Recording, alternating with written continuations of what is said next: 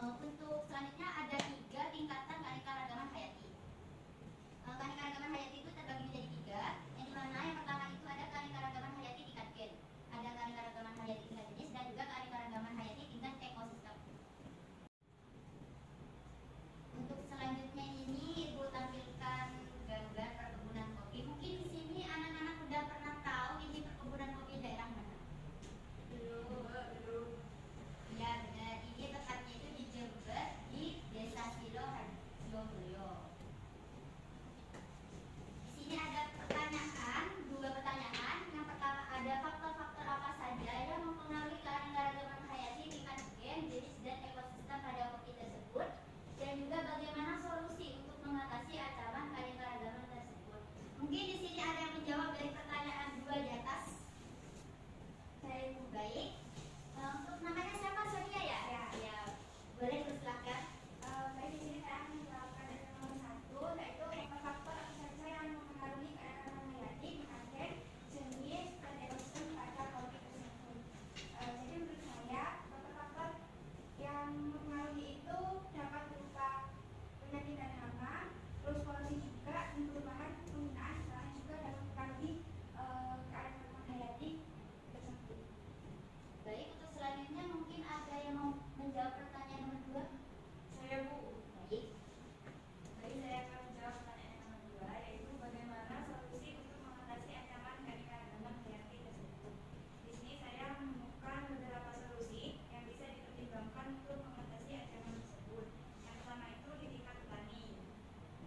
Dalam tingkat petani ini yaitu dengan pengendalian hama dan penyakit secara alami, dengan menggunakan metode pengendalian hama dan penyakit secara alami ini seperti pestisida, nabati atau biokontrol untuk mengurangi penggunaan pestisida kimia yang beracun bagi manusia dan lingkungan.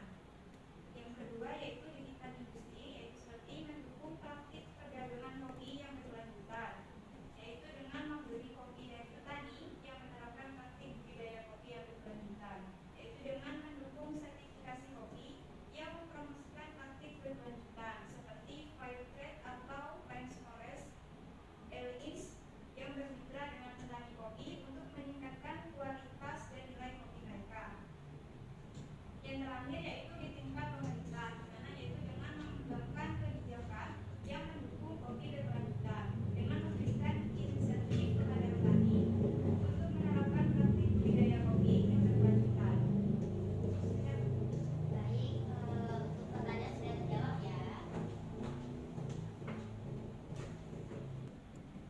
Baik, untuk tujuan pada pembelajaran hari ini yaitu kita dapat memahami berbagai jenis atau keanekaragaman hayati, juga tingkat gen dan juga tingkatan pada keanekaragaman hayati.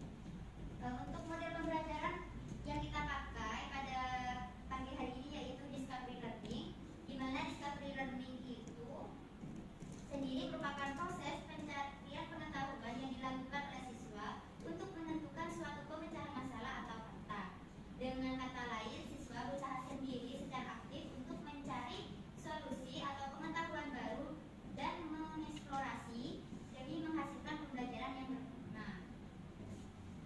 Keanekaragaman hayati itu kita dapat simpulkan suatu keberagaman makhluk hidup yang pastinya yang berdasarkan pada ciri-ciri dan diketahui melalui suatu observasi atau pengamatan.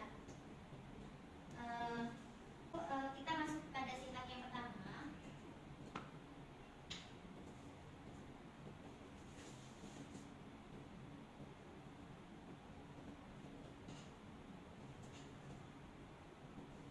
Nah, di sini ada link ya, nanti Ibu kirim di grup ya.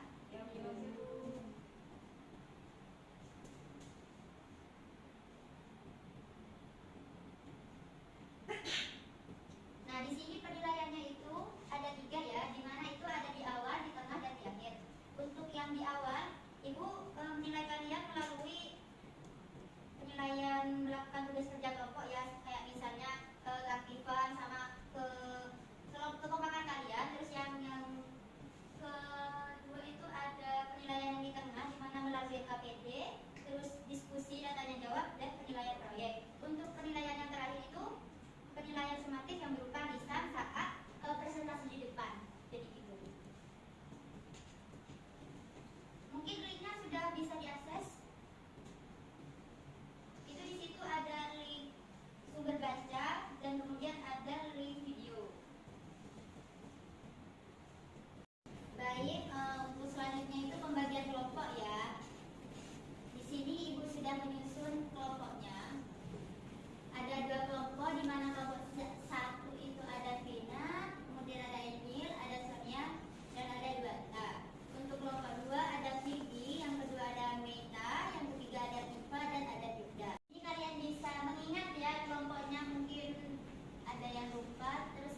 kalian diskusi saya kelompok ya. Baik, Bu.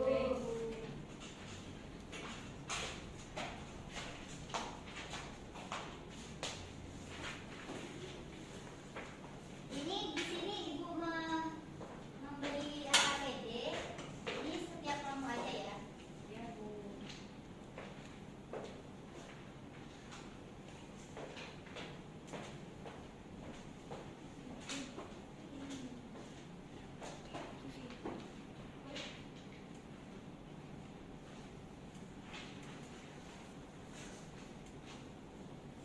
Nah, di situ kalian bisa mengakses info-info yang relevan untuk menjawab atau bisa kalian cari di link yang saya kirim sebagai bahan agar bisa menjawab pertanyaan di situ.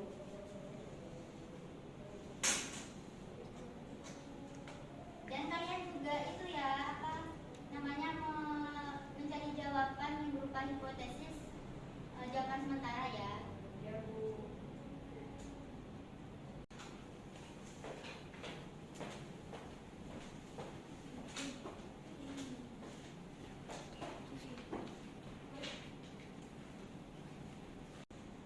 Yang selanjutnya itu kalian dalam menjawabnya itu bisa berupa PPT atau video ya, terserah kalian enaknya itu yang gimana untuk menjawab dari yang di depan itu.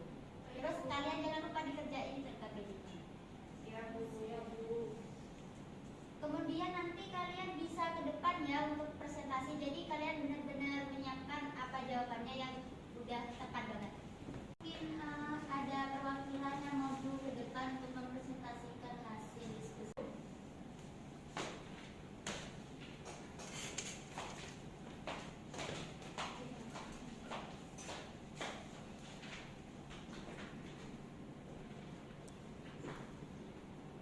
Tadi videonya udah saya kirim. Oh iya iya.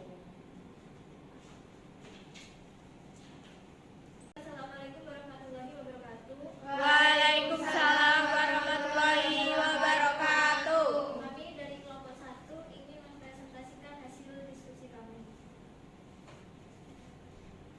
Dari hasil diskusi kelompok kami menemukan dua jenis kopi. Yang pertama itu adalah kopi robusta dengan nama latin Coffea canaphora. Untuk tingkat keanekaragaman hayatinya itu berupa gen dan jenis. Untuk interaksi antara makhluk dan ekosistemnya, dalam ekosistem kopi ini terdapat berbagai jenis interaksi biotik yang terjadi antara tanaman kopi, organisme lain, dan manusia. Jadi untuk yang selanjutnya itu kita menemukan kopi arabica atau nama ilmiahnya yaitu Coffea arabica. Tingkat keanekaragaman hayatinya yaitu tingkatan berupa gen atau jenis. Kemudian interaksi makhluk hidup dalam ekosistemnya yaitu Terdapat berbagai jenis interaksi biotik yang terjadi antara tanaman kopi, organisme lain, dan manusia. mungkin itu saja dari kelompok kami. Apakah ada saran atau masukan Dari buat kelompok kelompok lain? Tidak. Nah, seperti yang teman-temannya tadi jelaskan ya bahwa keanekaragaman hayati itu merupakan suatu keberagaman makhluk hidup yang didasarkan pada ciri yang dapat diketahui melalui pengamatan dan juga terdapat berbagai tingkatan keanekaragaman hayati ya. Mungkin bisa kembali. Baik, saya dulu sekian. Wassalamualaikum warahmatullahi wabarakatuh. Waalaikumsalam warahmatullahi wabarakatuh.